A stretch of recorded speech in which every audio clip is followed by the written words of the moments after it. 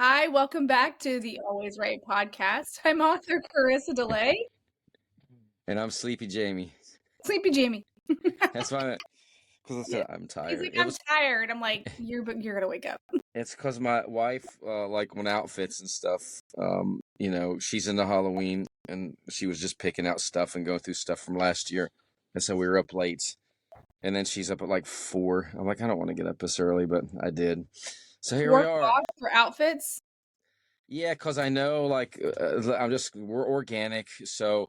As we film this, it is Halloween. Happy Halloween, even though that's not how it'll come out. Yeah, that episode came out like 3 weeks ago. Yes. So, but my wife was like, I ordered this 80s thing for work, and then she wasn't happy with it, and she's like, I don't know what to do. You want me to run again? No. So she's got like scarecrow, skeleton. She got like 40 costumes up there, and she's going through and nitpicking, doing this. This morning, she's like, will you shove some straw down in my shoes? So she can go to work? Yes, as a scarecrow. Okay. I thought, like, why is Diane up at 4 a.m. wanting to just? She's like, I can't sleep. I need to decide on this costume. Had to do the scarecrow makeup, so I was up late. I'm old. I like to go to bed by 8 or 9, and she kept me up until like 10 or 11. Anyway, poetry. Poetry. Hey, today's episode, we are going to talk about poetry. Yeah, this is kind of where you can rhyme all the time, and it's not a crime. I actually use that when I'm doing songwriting. I'm like, don't rhyme all the time. It's a crime, but we're talking about poetry. My music guy's so corny. My voice coach is corny. Yeah. So yes, and I was looking this morning because I was revamping my set behind here for keeping me on point with things. Like, I have these little black Post-it notes that keep me like, this is what I have to do for the day, and I take them off. Once I've done them, I see my stack, and I'm like, okay, this is what I've done. But then to the side, it was kind of blank. I'm like, I need to put my other stuff over there. And one of the things I put over there were the Always Right podcast words and phrases. Yep. And flowetry was on there. Good. Poetry that flows. So we don't need poetry because we're going to do flowetry. Yes, we have flowetry with our poetry. All right, what is poetry? So let's define poetry. This is the artistic expression of emotion, thoughts, and ideas through structured use of language. And it's interesting because I remember reading poetry, and if it didn't rhyme, I felt weird. Yeah, I was the same way. But I mean, when we were a kid, you're like, roses are red, violets are blue. I forget the rest. How about you? I don't remember what the rest of the poem was. Really? Roses are red, violets are blue. Something is pink, and I love you, or something like that. Red, violets are blue, blah, blah, blah, and I love you. Yeah, I don't know what that middle part is. Mm-hmm. I think you can make it up. I think you can just say whatever with that part. Steven Tyler loves pink. He always had the pink frilly things on his microphone stand. We'll just throw that in there. No, it would have to rhyme with red. Roses are red, violets are blue. No, It didn't rhyme with blue rhymes with you. I know, but it didn't rhyme in the original poem. It wasn't like roses are red, violets are blue. You're going to be dead because I love you. I remember like roses are red, violets are blue. Something is pink, and I love you. All right, hold on. Yeah. Roses are red, violets are blue. Let's look at this one. And we're doing an episode on poetry. We don't even know this poem. Well, because I forgot that one. That one's one of those. It's kind of like the Seven Dwarfs, where you know them, but then you always forget one. Yep. Yeah. Yeah. So roses are red. Oh yes, roses are red, violets are blue, sugar sweet, and I love you. Oh, yes. Sugar. So it doesn't even rhyme with red. Yeah. So you can really put whatever you want there, honestly. Yeah, but it still gets you in that rhyme scheme. You and blue. Yeah. And like I said, even in songs are sort of a, vocalized poetry, sustained speech. And so, and something we've discussed in a previous episode, that poetry does not fall in the realm of prose. It's not considered prose. No, but you may see meter and rhyme in songs and other things, but it's definitely not prose. I mean, when you're writing a fiction novel, you're not thinking, I got to rhyme every other line, what's coming out of my character's mouth. But we do have those type of characteristics in poetry. We have the meter and the rhyme. So a lot of us, like, roses are red, violets are blue, sugar is sweet. Wine costs less. No. Yes. But that's meter. Dun, dun, dun, dun. I'm reading some of these ones now. I should have went down this rabbit hole because it's like this one's kind of dark. It's like roses are red, violets are blue, sugar bowl's empty, just like you. Wow, it's deep and very cool. Indeed. All right. Anyways, so back to the topic at hand, poetry. Okay. Yeah. Yeah. So go ahead. Continue. Meter and rhyme. We just covered that. Yeah. Meter is like the cadence of it. It's the being in the pockets, having that phrasing. There's a lot of imagery and symbolism. Roses are red. That's all you're thinking about, a red rose. Violets are blue. Sugar is sweet. All the And I things love. that you like, all the things that are. Yep. So it kind of coincides with love. Yes. And then that brings in emotional resonance and conciseness. Poems are very concise to the point. They're not. Well, some of them are wordy, but they do stick to a pattern. Like it's easier Yeah. for me to remember a poem. I mean, of course, we didn't remember Roses Are Red, but that's been since childhood. But you get in that cadence and the rhythm and the rhyming, and you're like, oh, it's so concise. It's easier to remember that.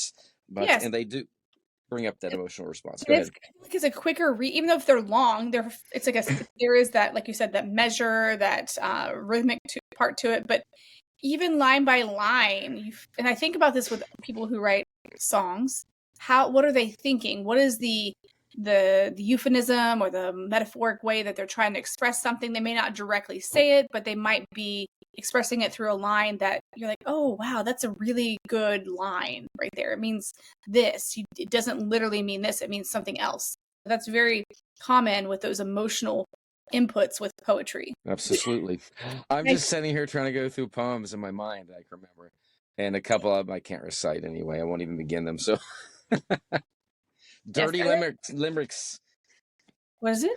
Dirty limericks. So, but yeah. So let's go through the history of poetry. The history of poetry, it spans thousands of years. It's rooted in like that. We see this all the time. That ancient tradition of oral myths and stuff, and some of these stories that passed down through generations. Prominent early examples, of course, is like the Iliad, Odyssey from Homer's. Yeah, I remember reading that, and you'd fall into that as you're reading through the book, and you had that rhyme and meter. So yeah.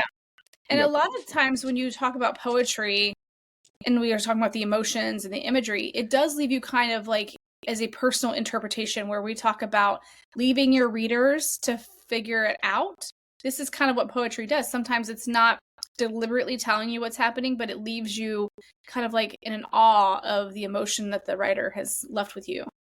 Like whether it's a sonnet or whatever.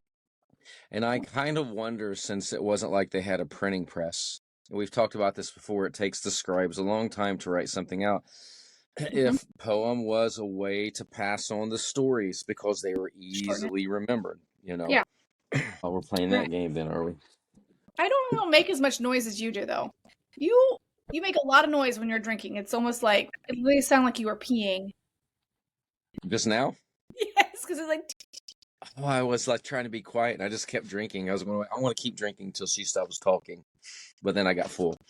That's funny. So I was going to try to make you laugh, but it didn't work. I was laughing on the inside. Okay, that's all I care about. So, like in the medieval period, we saw an emergence of lyrical poetry and ballads, and they were heavily influenced by religious themes and then the conventions of courtly love. Yes, I'm reading Chris's notes.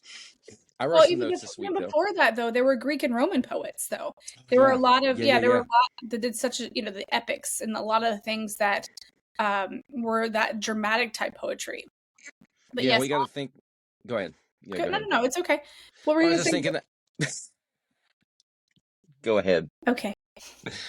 I want you to tell me what you were thinking because I can remember what I was going to say. I was just going to say, as you think about it, when I think about Shakespeare, literally I think about a play. So I didn't think about poetry, but in truth, that's exactly what he was.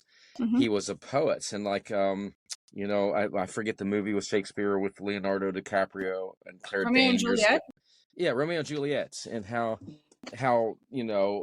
poetic it was. I'm like, wow, this is kind of where I was like, oh, I forgot about this in high school, reading this, how poetic his lines were for his actors for these plays. So it Yeah. was like Romeo, Romeo, wherefore yeah. art thou, Romeo? Yes. Yes, because there's so many different versions. There's so many types of poetry that some for me it was easily overlooked. I was like, wow, that is poetry throughout every line that he's written. Yeah. Yeah. So you did mention, the period of the medieval times where there was that emergence of lyrical poetry, these themes and conventions of like courtly love, all that stuff. But the Renaissance kind of marked with the Shakespeare time, this resurgence, I should say, of interests of classical themes with poets like Shakespeare and John Donne, exploring these human experiences and emotions, like in Romeo and Juliet, where people are bound by their family's division, but then they cross the lines and seize their ultimate fate. The evolution continued through the 17th and 19th century with the Baroque. Ooh, when I hear the word Baroque, I think of Beauty and the Beast. Mm-hmm. Baroque period. And as I always say, if it's not wrong, you don't fix it. I would do that, but I would just sound Cogsworth Kentuckian. says that. I was like, it's Baroque. You don't fix it.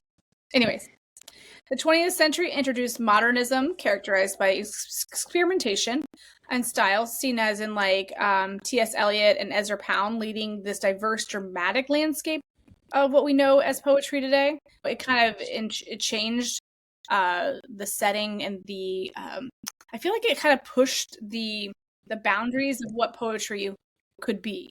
It didn't have to be within this. It had a little bit more room to grow as different styles of poetry. Like growing up, when I think of poetry, not as a person or style, I always think of haikus and tankus. Yep. Those were like the ones. It's like that you had to write in school, and I would just be like doing the syllables on my chin. Okay. What separates poetry, darling, from other types of writing? Did I read it? Well, I mean, listen. When Jamie tells you he's in the notes in the morning, I know he's in the notes in the morning because this morning I was adding in a few things that I had looked up overnight and I had forgot to import into our notes. Where I was getting ready to Yes, and I see it says Jamie's in the notes. I'm like, oh, it's almost like you see someone, but they don't know that you're there. You're like creeping on them. Well, I was going through and cleaning it up to put all the different types of poetry. Mm-hmm. But and then I don't know if you kind of wrote, you beat me to it. Yes. He's like, I was like, okay, I don't need to post. Yeah, he's literally types, and I'm because you had it to the bottom, and I moved it up, and you're like, wait. And so then I'm like, copy, because I had it in another document, and I literally went copy paste. And you're like, oh, you beat me to it. I was just trying to help. I'm like, because I always feel guilty. Like she's like, I'm over here writing all these notes. I'm like, say that. I know you don't. I know that's on me. But I'm like, because last night you shared, I was like, I better get in there, definitely read through this. Well, I started the notes yesterday morning, so that way I could give you a baseline of what was going on. But then on Grammarly, when I'm writing stuff and putting things in there or whatever, and like doing a little bit more research in between, I cut and paste and put it in there. And I did that this morning, and then I added my poem in there, things like that. And I was like, yeah. So I just wanted you to have the notes to know that it was there. No, it was good. It inspired me. What makes it different from other forms like prose or this? Well, with poetry, there is a unique structure and a use of language. Like if you read a poem, or even if we go back to Romeo and Juliet, you're not going to talk to your friends like Romeo, wherefore art thou? You're not going to. Told you I'd sound Kentuckian if I did this, but there is this rhyme and meter that separates it. It's not. It is everyday language, but not how you would speak to someone else. There's specific forms. There's, like you mentioned, the haikus. There's sonnets. There is free verse. Like sometimes a version that's called slamming, where you'll have a poet get up and it'll be like, and they'll just say words like, dark, abysmal, blah blah blah blah blah. Check it. So it isn't your normal thing. Very jazzy. I actually went to that. A friend of mine, Jeff Capers, who's we know, we've kind of helped him with a book. He is an artist, great artist. So he had an art gathering, and he had a lot of slammers there. And I almost thought about getting up and reciting one of my songs, and I thought, nah, I can't do it as cool as these guys. And I'd have to sing it. It wouldn't be this because I'd forget my own lyrics. But there was this free verse. They incorporate line breaks and stanzas, and that enhances the meaning and the flow of the poem. Like you said, when you were in school doing the haikus or the tenkus, it was like it was a very specific form that you had to follow. Like you said, you were doing this and you could not break from that, or that your teacher would be like, "Nope, fail. You didn't follow the Yeah, pattern." was it 3-5-3 or 5-7-5? Yep. Yeah. Yep. You know, and you're talking about this flow and talking about these things, these meters, and you think about it, poetry is almost like a spoken song. Yeah, it's got a musical quality to it. Yeah, yeah, and it engages people as a reader. You instead of, it's a very show don't tell. Yep. You know what I mean? You're not necessarily telling them everything. A lot of it is interpreted based on what emotion you invoke to the reader. So there's that part of the poetry that I think of I mean, rap has evolved over the years, but I remember back in the 80s and 90s, bands like Houdini. Friends is a word you use every day. Most of the time, you use it in the wrong way. There, it was a poet. It was a poem set to a beat. You know, so a lot of rappers were just poets with, you know, they would present their poetry with a lot of energy, spoken poetry, and they had that rhythm going with whatever the, you know. Yes, back to you never know what forget the Jamie's rap and let's move on and back into poetry. Yes. All right. Well, let's talk about types of poetry. Okay, this works. This is For perfect. those who didn't know this, I edited the last part out of the episode where Jamie literally threw his iPad on the floor a couple times. 3 times. Yes. You got to see the ceiling and the floor and then nothing. Yeah, I bought this new stand to kind of lift me up, and apparently it's just brought me down. So, listen, as I'm reading this, you talk about the types of poetry.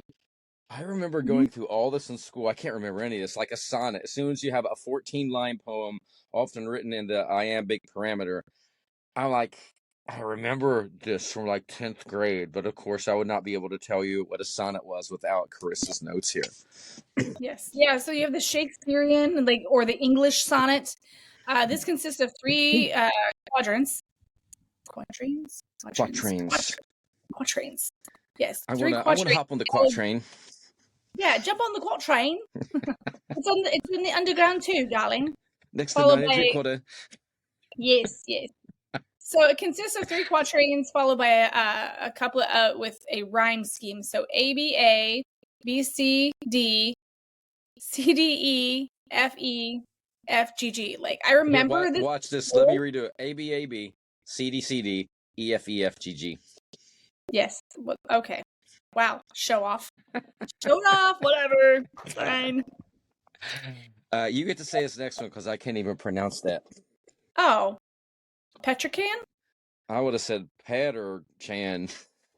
I don't know how to pronounce it. Or Petricaran? I don't know. Let's see here.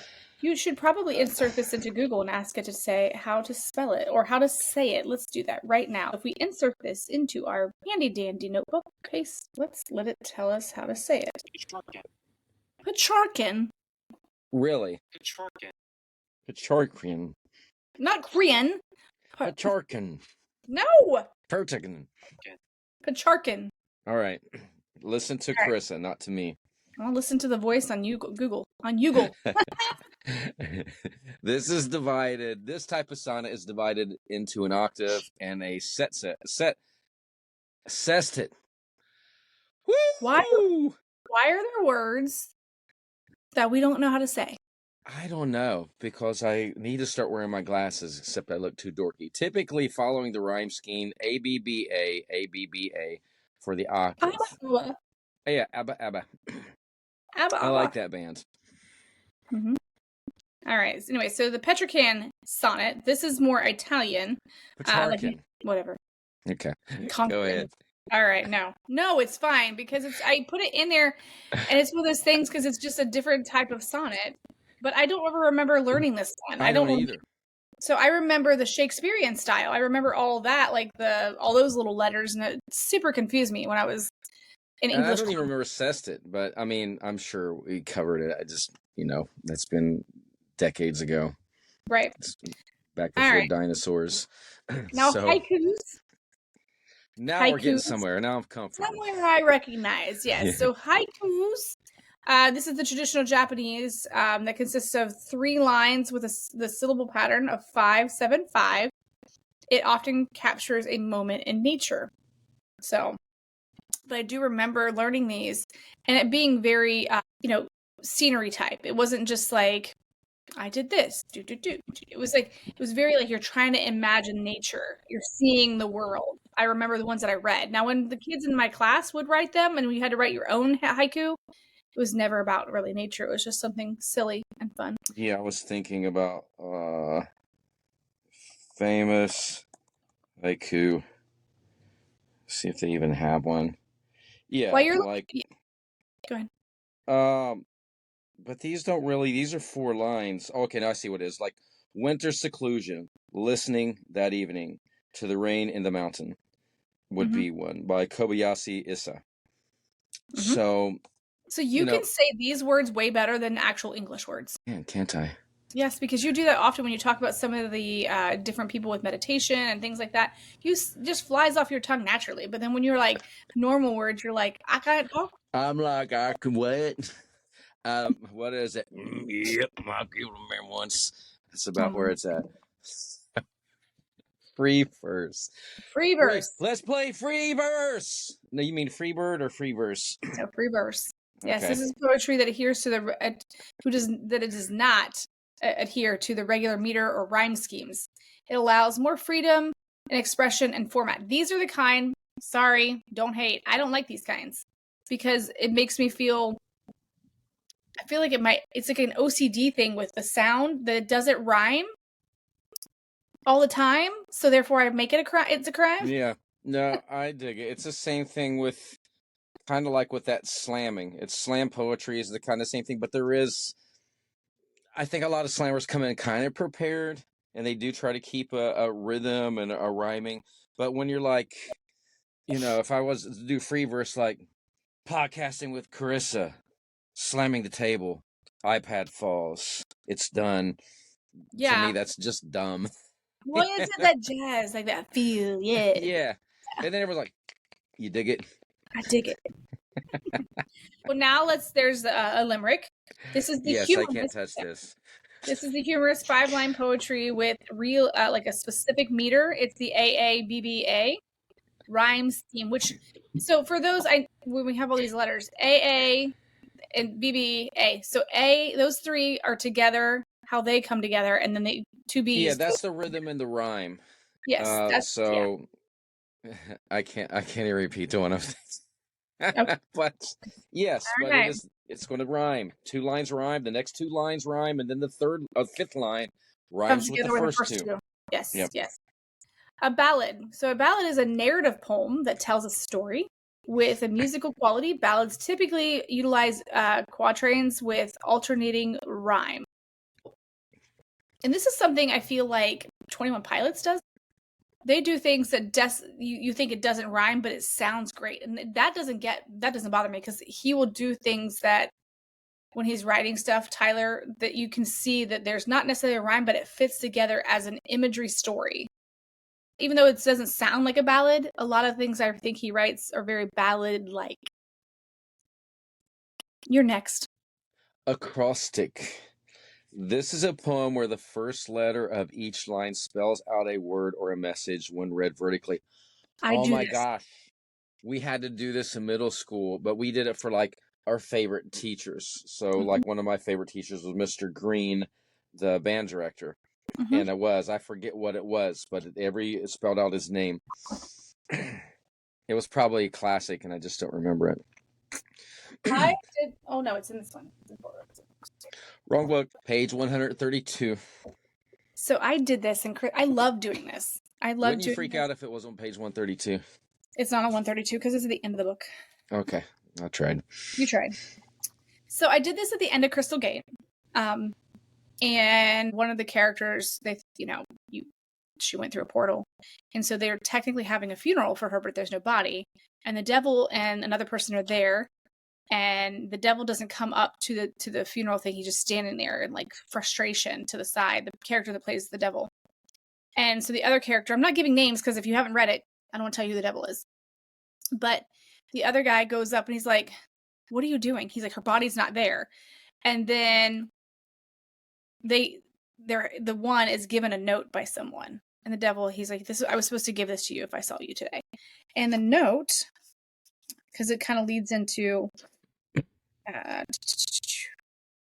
the next book. Each line. Okay, so I'm going to read this one just because, I thought of it. I don't know why I thought about this earlier, but death can only be taken through a door that is opened by one key. Exhausted by what your eyes may see and torn by fear living in your heart. Vibrance radiates through the crystal gate where only the angels can stay.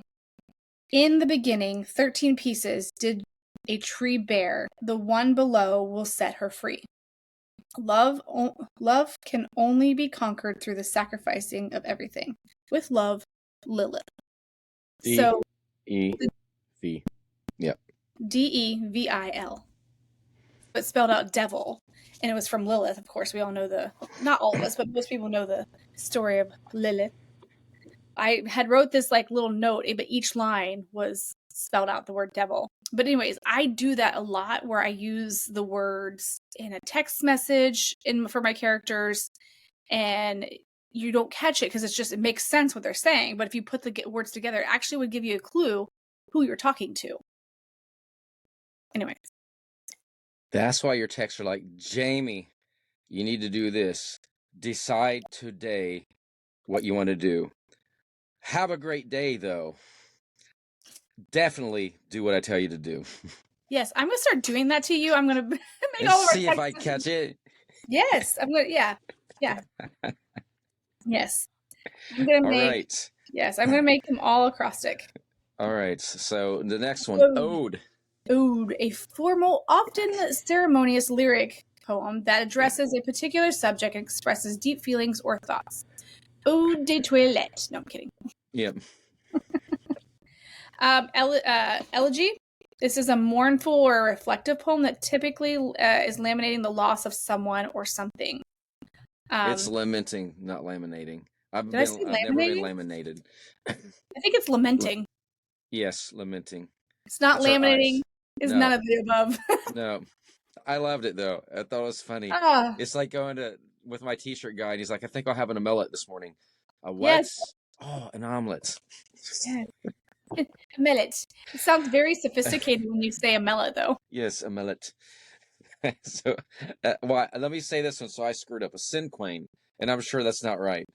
A 5-line poem that can follow various patterns focusing on creative, vivid imagery. So with this, you don't have like with the tanka where you have a pattern and you have to have the syllables. Mm-hmm. You just have a 5-line poem. And you can mix up the patterns and do whatever. Which is funny because it's the tanka. I always knew it as tanku, not a tanka. See? Oh, really? I thought it was tanku. And well, I just said tanka. It is tanka, but like I've always knew it toy. As a tanku. No, not a tanka. It's a tanku toy. I forgot. Yeah, I'm getting so tanka or tanku. This is another form of the Japanese poetry, like a haiku, consisting of 5 lines with syllable patterns like 5, 7, 5, 7, 7. But actually, I think I'm lying. I think a tanku is 3, 5, 3. Maybe. I thought that was no, that's a haiku. No, you're right. Yeah, that's a 5, 7, 5 for haiku. 5, 7, 5 for haiku. And then the tanka is 5, 7, 5, 7, 7. So that's 5 lines. Yeah, because I think a tanku is 3 lines, but the syllables are different. Yep. Yes. And then you have concrete poetry. This is a visual form of poetry in which the arrangement of words and letters creates a shape or an image that relates to the poem and theme. Have you ever seen that? I can't think of one. No, I can't think of one, but that's actually kind of cool. Yeah. I've seen this like a couple times. Sestina? Is that what this one is? Sestina? This is the complex form of consisting of 6 stanzas of 6 lines each, followed by 3-line envoy. Envoy? I've heard it pronounced envoy. Okay. And this involves... Depends on how close you are to Kentucky. Sorry. This involves the repetition of end words with the first stanza throughout the poem. Interesting. You've talked about slam poetry. Yeah, it's just kind of like the free verse, but they do try to keep some sense of rhyme or reason. When I've seen slammers doing their thing, it is very vocal, very energetic, very dynamic. You're changing your volume to create emotion within the listener. Yeah. Back to that concrete poetry. Sometimes you can go on Etsy. Because I've seen this before, and I did this before whenever we were in class, where you take an image. So you're writing a song or writing a piece of poetry about the guitar. You write the words, and it's shaped like a guitar. Okay, then I've seen that before, like in the shape of a rose or something, and you got to read closer. Yep. Yeah. So the image itself is what the poetry is kind of embodying, right? Hold on. There was something I wanted to, because I want to clarify. I want to make sure I say this here. Tanku. I'm saying thank you. Okay. Thank you. Why is it not giving me? I would help you with my second iPad, but then I would just knock my first iPad off the stand again, and then you'd have to edit more. Listen, maybe I learned this wrong in Ohio, but I'm pretty sure it was haiku and tanku. Well, that may be the problem. Ohio. That's so Ohio. So Ohio. These glasses are so dirty again. Okay. It's not coming up. Well, this might be the Mandela effect. It's just taking tanku out of my vocabulary. Interesting. Anyways, all right. Let's talk about some various famous poets. Some of that we know through different periods, along with a little bit of a description of what they've written or who they are. Mr. William Shakespeare. He was born in 1564 and died in 1616. He was an English playwright and a poet known for his sonnets and plays. His works explore themes of love, mortality, and human experience. And before we mention Emily Dickinson, what? I did a research and it said haiku was 353. So maybe there's variations of haiku 353, 575. Yeah. So okay, maybe. So I can't remember. Well, so maybe it is a haiku can be 353 or 575 because it's 3 lines.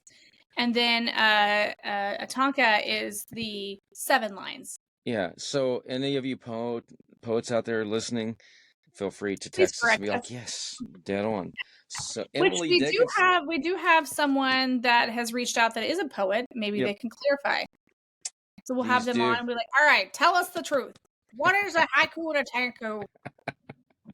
Emily Dickinson, 1830 to 1886. She was an American poet known for her innovative use of form and punctuation. Her poetry often deals with themes of death, nature, and identity. Which seems to be a running theme with writers of poetry. Yep. A lot of that loss and love and the nature around them. Robert Frost. 1874 to 1963. I didn't realize Robert Frost lived that long, like till into the. I didn't either. Yeah, interesting. So he's an American poet celebrated for his depictions of rural life and his use of colloquial language. His famous poems include "The Road Not Taken" and "Stopping by Woods on a Snowy Evening." Langston Hughes. He lived from 1902 to 1967. He was a central figure of the Harlem Renaissance. Hughes used his poetry to address social issues and celebrate African American culture and identity. Yeah. And then one that we know that's more in our timeline was Maya Angelou, an American poet and an active civil rights activist who was known for her powerful works. I remember hearing a lot of her stuff and explore themes of identity, resilience, and African American experiences. Her poem "Still I Rise" is particularly well known, and I read this one. This one was really good. Yeah, I've read it. I know my wife is a fan. Sylvia Plath. 1932 through 1963. She was an American poet known for her confessional style, exploring personal trauma, mental health, and gender. Her collection, Ariel, is highly regarded. Ariel or Ariel? Maybe Ariel. Well, it's spelled like Ariel from the Little Mermaid. So that's listen. We don't say things right, so we do that on purpose. We want to keep you on your toes. Totally on purpose. All this is intentional. Yeah. Yes. All right. Let's talk about Rainer Maria Rilke. That's intentional. Yeah. Rainer Maria Rilke. 1875 to 1926, a German poet known for his existential themes and lyrical expression. His most famous work is Letters to a Young Poet. And then Pablo Neruda, 1904 to 1973. This is a Chilean poet and a diplomat. Neruda is famous for his passionate and evocation poetry, which focuses mostly on love and nature and politics. And he won a Nobel Prize in literature in 1971. I didn't even think about we should go over some Nobel Peace Prize or Nobel Prize winners for literature. That is a topic. But that could be another podcast. I know, that's what I'm saying. I just was like, I didn't even think about that. We should make that an episode, Nobel Prize winners for literature. Now, this next one, and I'm intentionally probably going to say it wrong, W.B. Yeats. It could be Yeats, because then I see John Keats, and I know it's not Cates. So, but W.B. Yeats, I'm going to go with that. 1865 to 1939.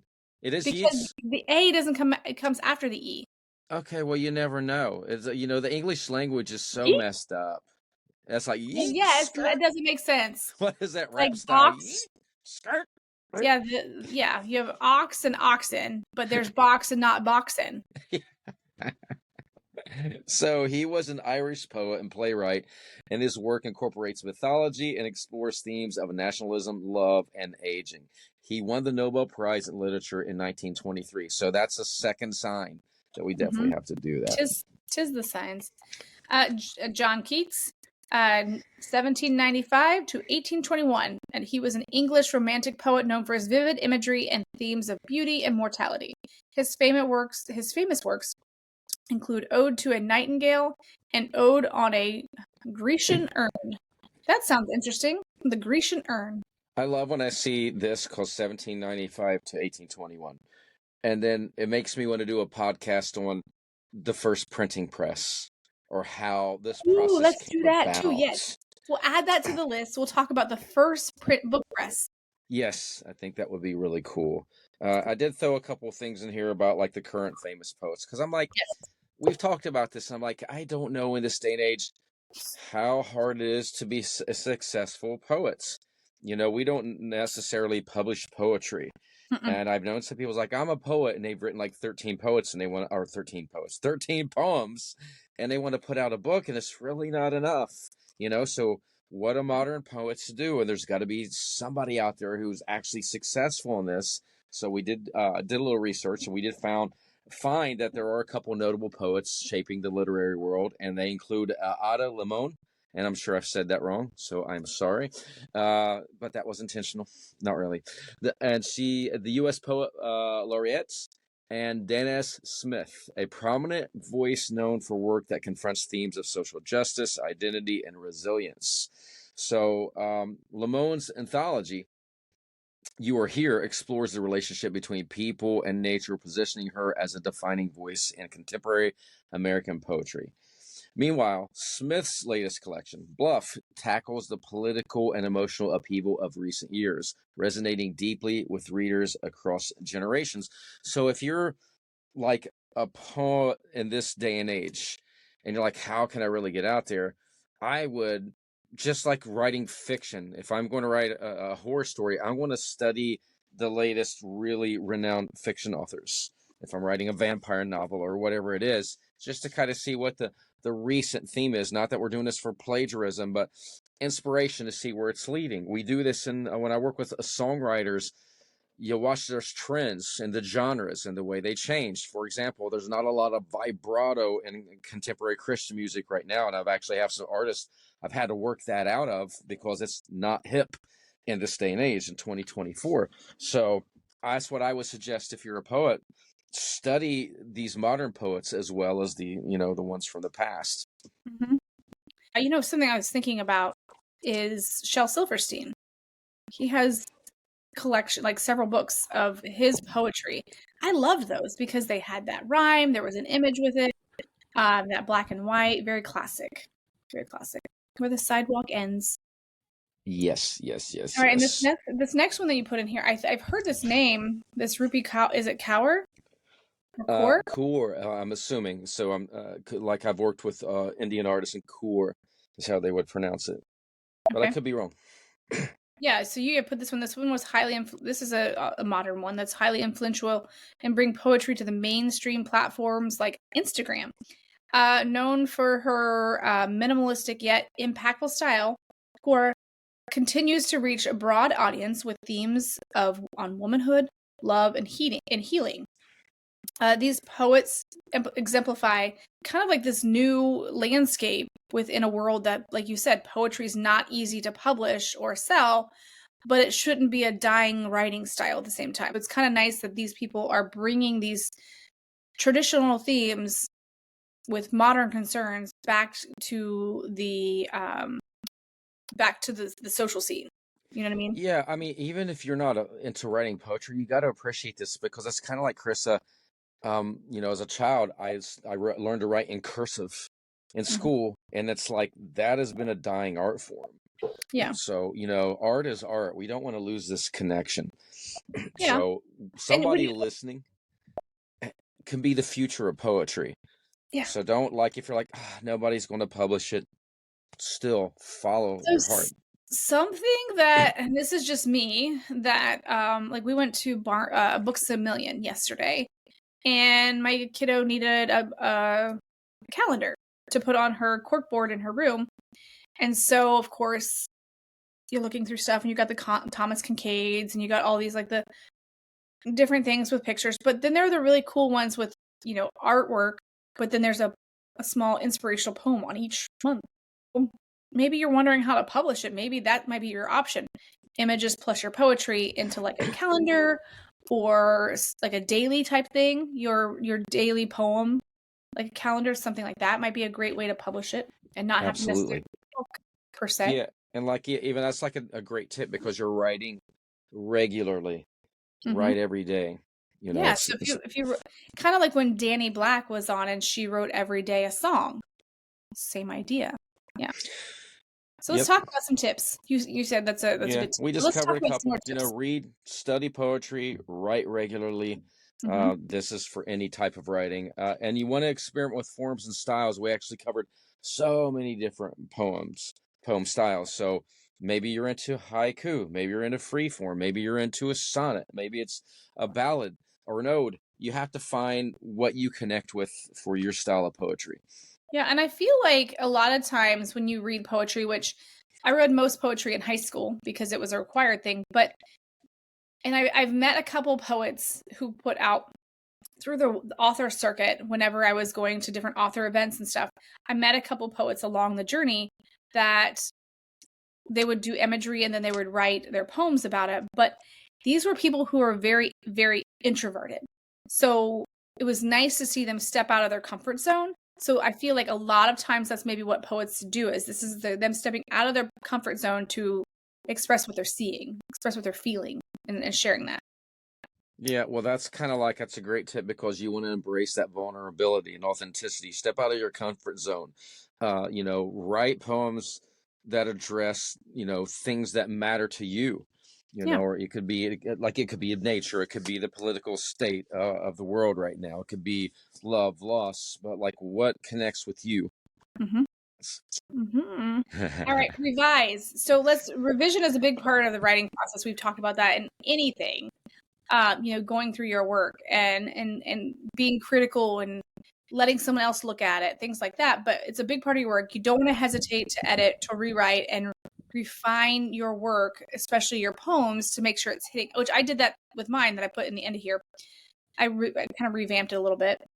How many times did you rewrite yours? Oh, gazillion. I'm still not happy with what I'm going to share today, but I'm not a poet, but it's still. We know it. That's why you want to edit and rewrite. It's art. It's a canvas picture in words. So it's got to be flowetry. Flowetry, darling, flowetry.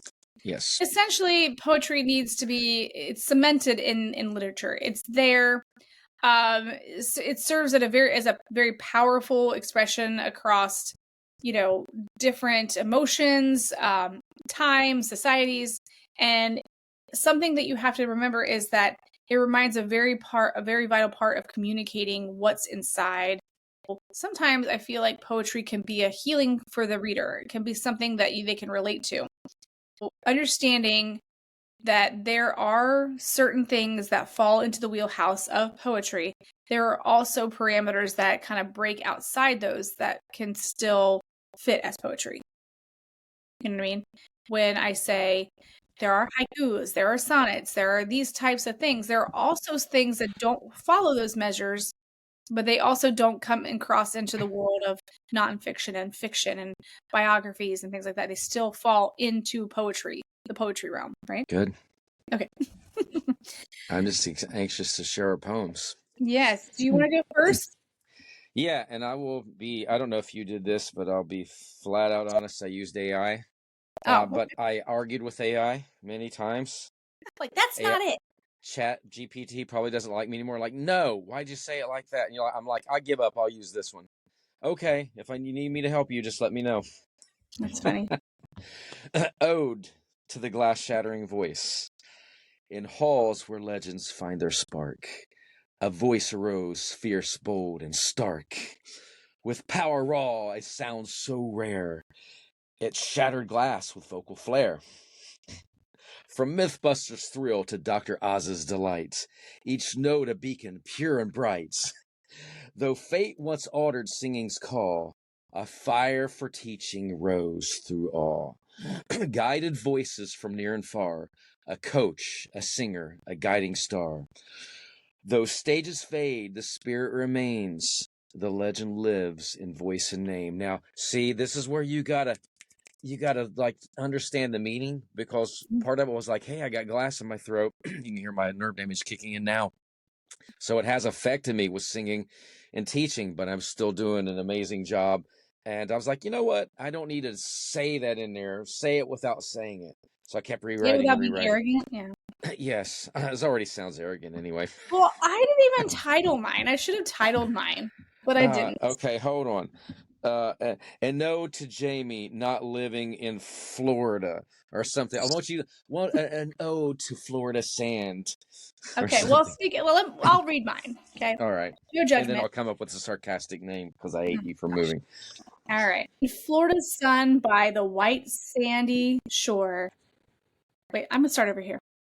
Because who put Sandy like the name Sandy on mine? Did you write that? I have not touched that. It says white sand, sandy shore. I was like, that is not what I wrote.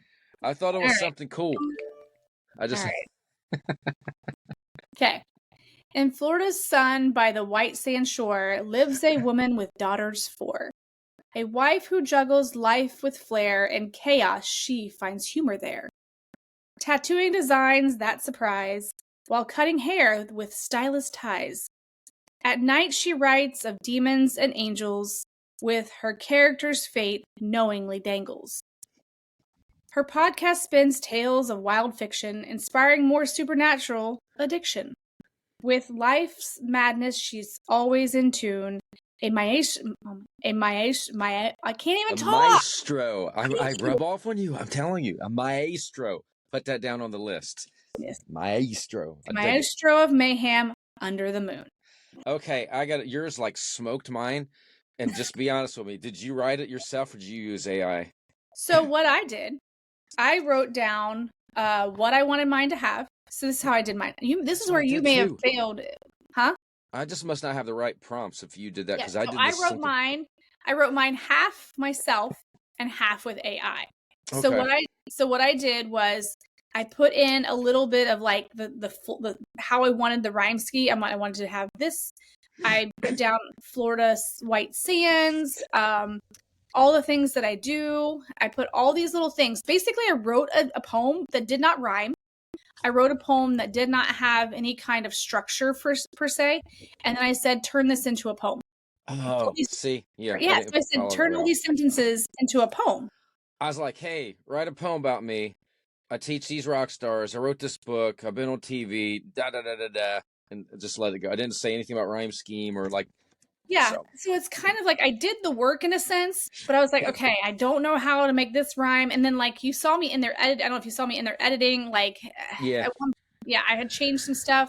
I'm like, I don't like that, because it tried to make it seem like I wrote something that bites. And I'm like, I don't write books that bite. I'm like, I write songs about, originally had it as angels and demons, but then I switched it to demons and angels, so that way at the end my character's fate knowingly dangles. Yeah, so yeah, I wrote a lot of it because there's certain things I wanted it to do, and then I'm like, make this rhyme and sound like a poem. Yeah, no, yours looked tight and concise, so mine was like, and I don't know if you caught it. I went back in, I hit it with AI and said, gotta shorten this. And then I didn't like it, and it had a couple words in there. I was like, that doesn't sound right. And I was like, okay, it's good enough. I'm never going to be happy with this. That's the key with people. That's the difference when you look at someone's AI and they don't give it the parameters, and they don't give it, AI is just going to come up with whatever. But if you do a lot of the work and then input it into AI can help you almost as an editor reformulate things. And we've talked about that. That's what I did. All right. This has been a nice episode on episode. Put that one down on the list. I tell you what, I'm not going to win any contests of poetry, so I'm not entering with Carissa because she smoked me. Yeah, whatever. That was pretty good. All right. So this has been a good episode. Again, as always, we love doing these episodes, even if we don't know much, because we're not poets. But we thought a great thing to do is an ode to the poets out there, and do an episode on the basic fundamentals of poetry, talk about some past poets, some current poets, and kind of revamp some of the ideas of what poetry is all about. So it stays alive. And if you watch the podcast, if you listen to the podcast and you're a poet, write a poem about Chris and I and the podcast. We love to. I don't know how go. Yeah. They can't talk. Yeah. We've never seen them walk. Jamie mumbles with nose of red. Half the time he's sleepy and he looks like he's dead. Yes. But if you do want to email us some of your poetry about us, you can go to alwayswritepodcast@gmail.com. Send us that. Or you can go over to our website, Always Write Podcast at, oh my gosh, alwayswritepodcast.com. alwayswritepodcast.com. And click on those little icons. You can follow us, you can share, you can reach out, however you want to do it. Please, please, please continue to follow, subscribe. We love it. Yep, we're having fun. Yes, so much fun. All right. Anyways, this has been a good episode. Until next time, darling, I'm author Carissa DeLay. And I'm author Jamie Vendera. Until next time, always write.